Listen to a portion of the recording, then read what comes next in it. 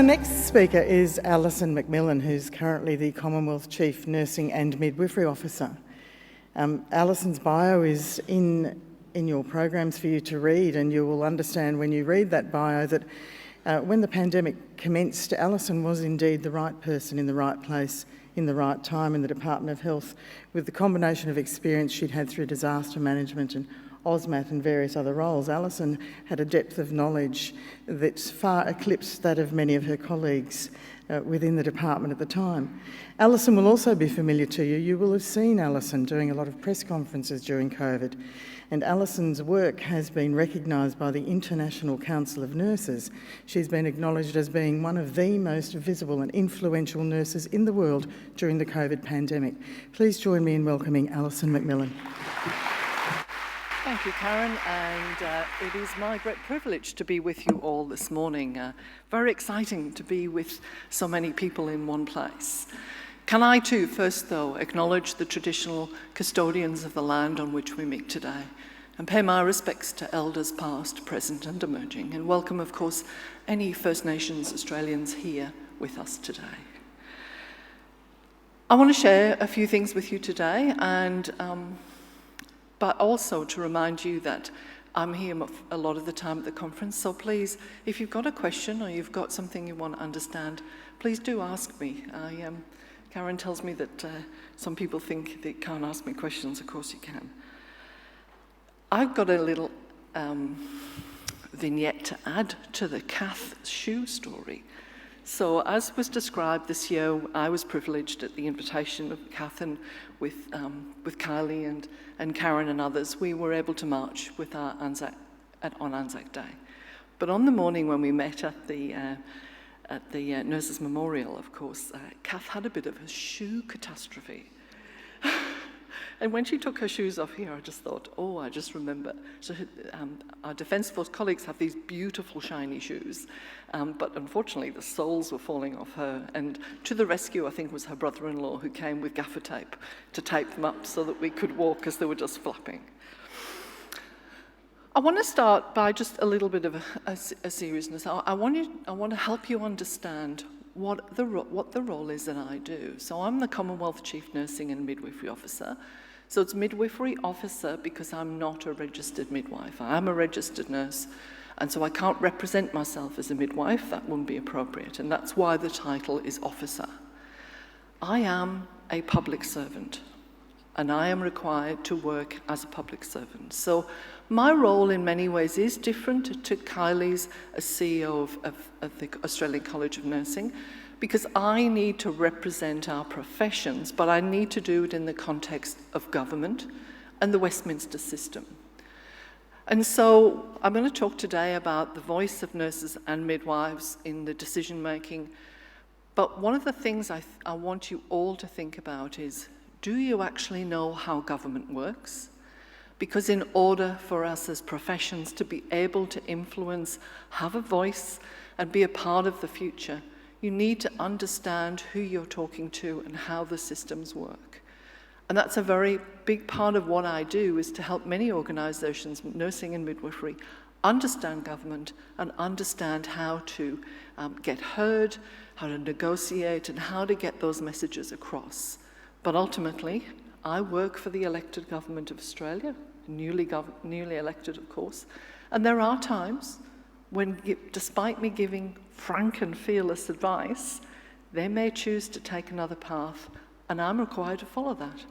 And so that does sometimes make this a tricky path to follow, but it's sometimes you see decisions and people say, well, why couldn't you make that different?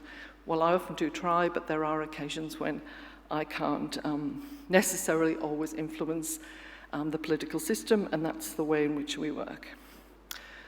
As you know, as Karen has mentioned, of course, my role has predominantly been, my entire time as the Chief Nurse and Midwifery Officer has been almost completely during COVID. And it is the best job I've ever done. I work with some of the most amazing people, and I've been privileged to be a part of some of the big decision makings. I'm a member of the Australian Health Protection Principal Committee. The role of the CNMO is a permanent role on that. So when you hear in the media and they say, oh, the chief health officers made this decision and the chief health officers did that, be reassured. There is nursing and midwifery voice at that table as well. And on many occasions in the last 2.5 years, I've chaired AHPPC.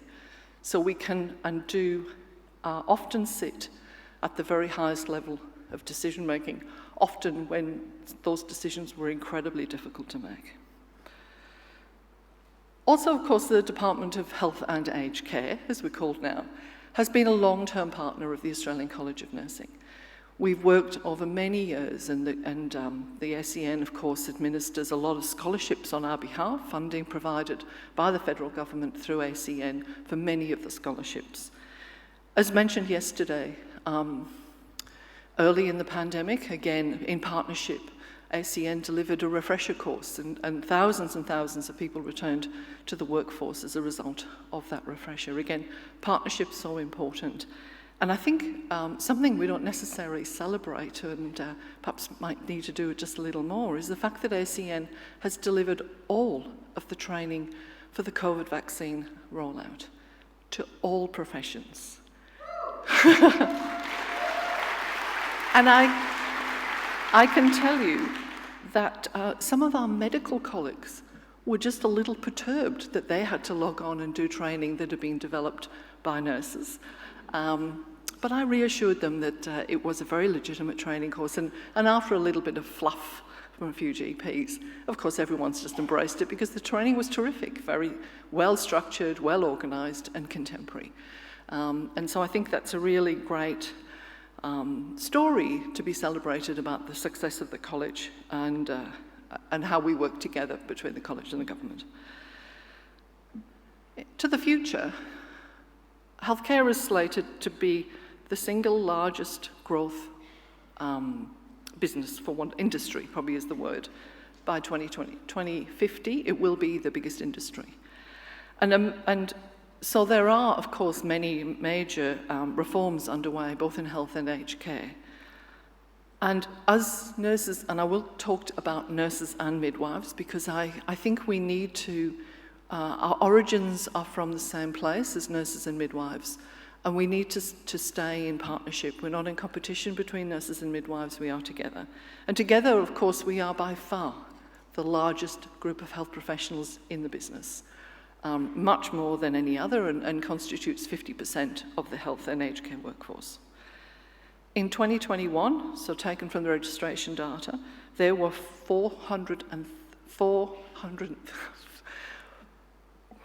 more than 430,000 nurses and midwives registered in Australia. That number continues to grow. So 434,000, 428 in fact. And often misunderstood is in fact that the number of registered nurses and midwives in Australia has continued to grow considerably since 2015. So you have to ask yourself, we all know and acknowledge that currently we have a big shortfall in our professions, both in nursing and midwives. But it's not because there's necessarily less of us, but there's more going on than just that. And so some of the work I'm going to talk about is to better understand what is going on, because there's about a 3% growth, compound growth over since 2015 of the number of nurses and midwives registered. And so you may hear all sorts of stories about huge numbers of shift, but the actual number registered has continued to grow. But we are seeing evidence of where people are working not as much full-time, more part-time. So the actual total FTE is not as reflective as the numbers. And there are some areas of decline slightly. The number of dual registrations, so nurses and midwives, has declined by about 2%. And we need to watch that because in some areas, particularly in rural remote, the dual certificate is extremely important. As we all know too, nurses are generalists, and we work in every aspect of health and aged care, from birth to death and everything in between. So we as a profession, particularly in nursing, have impact on every part of the system. And we need to help those that don't necessarily see that nurses particularly are the linchpin of our health system, and without nurses there will be no health system, or there cannot be any health system. And that's partly my role, is to help people understand how you make an incredible difference to the lives and outcomes of many people every day, and will continue to do so. The slight difference with midwifery, of course, is it's more women-centred, and that's very important. And there is lots of opportunity for future growth, I think, in the midwifery. And only recently I've been able to successfully appoint a senior midwifery officer to my team, and that will help me have a broader perspective around the world of women-centred care and midwifery into the future. And there's a particular focus on rural and remote as it relates to maternity care, which I'm sure for many of you is close to your heart. One of the things that I and my office and team do is we work to try to ensure that all of you can work to your absolute full scope of practice, and that the barriers and hinders that might prevent that from being achieved are removed. And there is, with it, particularly in the new government and the work that I'm seeing, both Minister Carney, who you heard from yesterday, and Minister Butler's true and passionate commitment to seeing more multidisciplinary care and seeing every health professional be able to work to their full scope of practice. And to that extent, the Strengthening Medicare Task Force has 2 nurse representatives on that committee of, I think there's perhaps 12 people. So Annie Butler from the NNF and Karen Booth from APNA are both there representing nursing and midwifery on that. And again, very clearly, that meeting is chaired by Minister Butler, and that commitment to really eradicating some of the history around the restrictions in perceived practice that nurses and midwives can do, real passion to change that, and certainly that's the view of Minister Carney as well.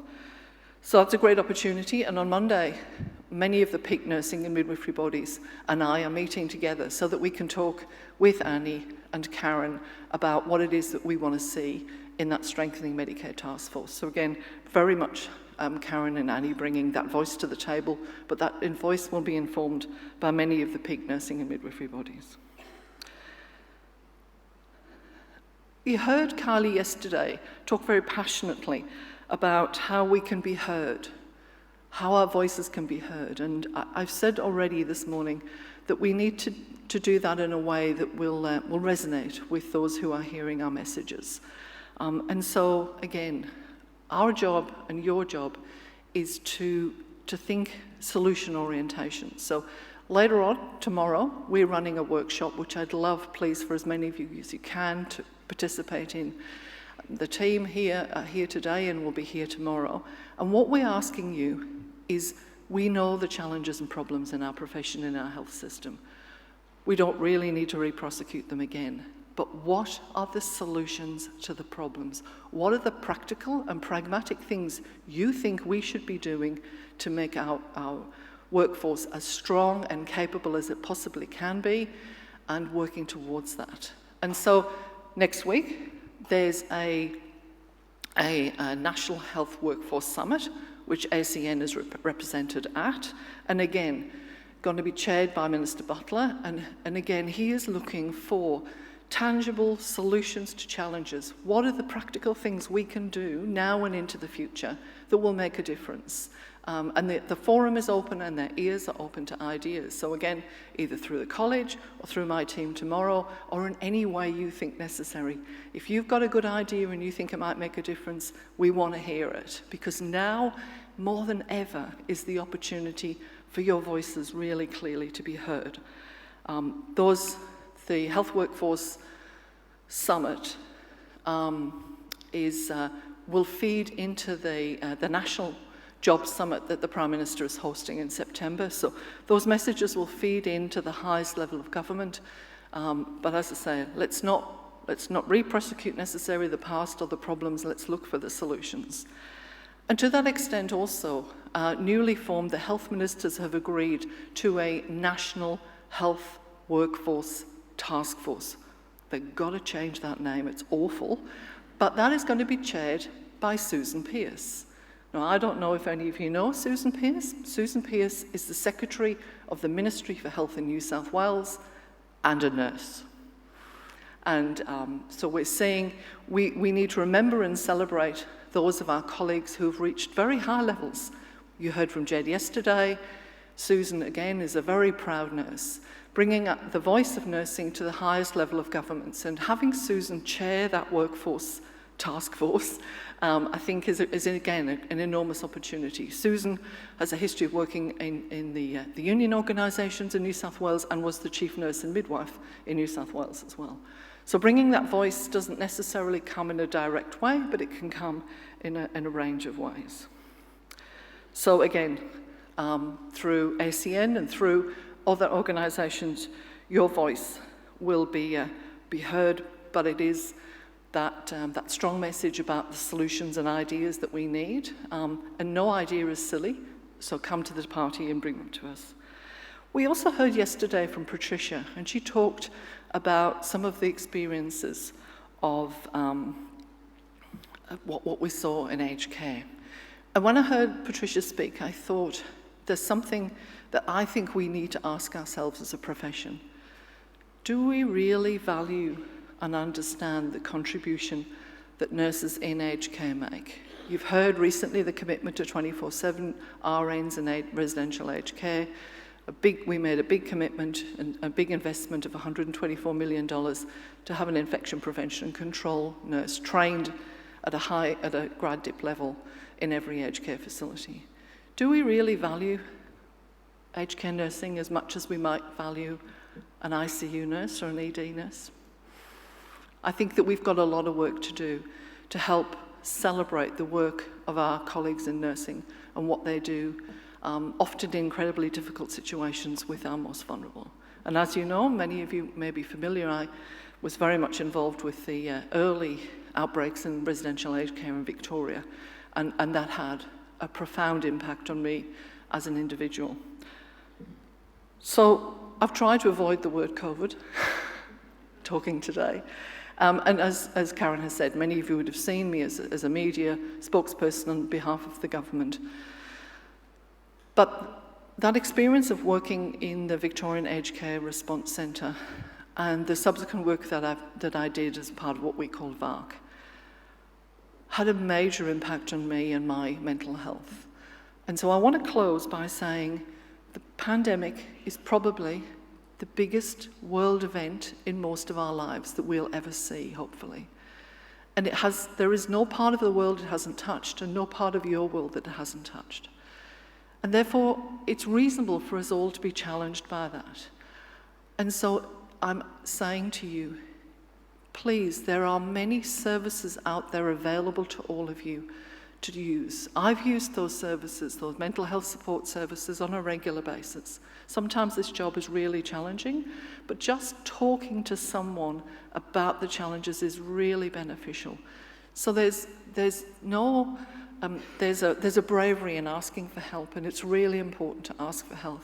But it's also important, if you identify or see a colleague who might be struggling, are you okay? Is there someone who can help you? Because we really do need to look after each other, and we need to stay strong. So please, there is no shame in asking for help. There is only strength. And I can tell you from my experience how valuable that can be, particularly in some of the dark and difficult times. So thank you for my opportunity to talk to you today, and I'm happy to take any question, whatever you like. Thank you.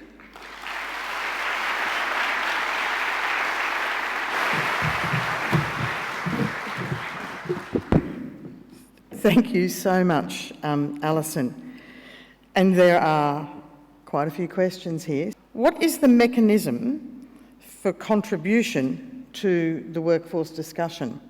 This has come through from Philippa, and I'm assuming that this is how a nurse sitting in here today can contribute to the discussions in terms of the National Health Workforce Task Force and perhaps the Strengthening Medicare Task Force. That's my interpretation. So in this forum, I would suggest, and Kylie may want to add to this, it is through this professional body. So this professional body will represent the views of the profession at that meeting and look to those solutions. So I can't say how Kylie will do that, because some of these invitations to these structures have come only in recent days. And this is not a one-off consultation, it's going to be ongoing. So I'm sure the college will be looking for ways and ideas that you can contribute to those things. But, you know, in real terms, there's never any harm in writing a letter or an email with your ideas and contributions. Also, of course, through other professional organisations and possibly through your organisation or your jurisdiction. So lots of places, but I'm sure as this summit and the work of the National Health Workforce Task Force gets underway, then there'll be lots of opportunity for consultation. Including, of course, tomorrow with my team here looking for your ideas. Cheers after cough. Paul has said, thank you. As a mental health nurse, I really value you being open and sharing about the mental health struggle. Thank you, Paul, for also highlighting that.